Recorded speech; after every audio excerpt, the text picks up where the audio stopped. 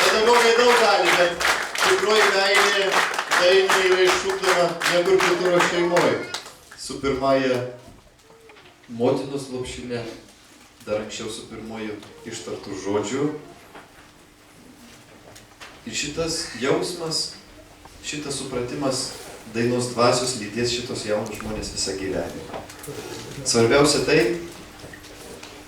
kad jie visą laiką išliks dorais žmonėmis.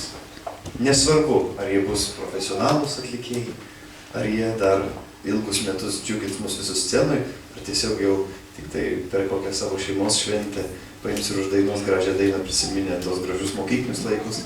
Tačiau tikrai žinom, kad daina įskiepija jiem tokias vertybės, kurias nešis jie per visą savo gyvenimą ilgus metus iki pat brandžios senatvės. Pabandykim, kad nenostalgiškai su Paškevičiaus mano kraštu atsisveikintumėm, bet visi susijunkim vienoj dainoj. Pabandysim pasiimti dainą, kurios tekstą visi mokat. Ir dainuojam dabar visi, tegul aidi ąžuolai per Šilalę, tegul šita mažoji mūsų salė pakyla aukščiau virš kultūros centro ir pabandykim su paukščių čiulbesiais pasijust, kad mūsų dienos kaip šventė, kaip žydėjimas vyšnios, Kornelijau, ir visi kiti.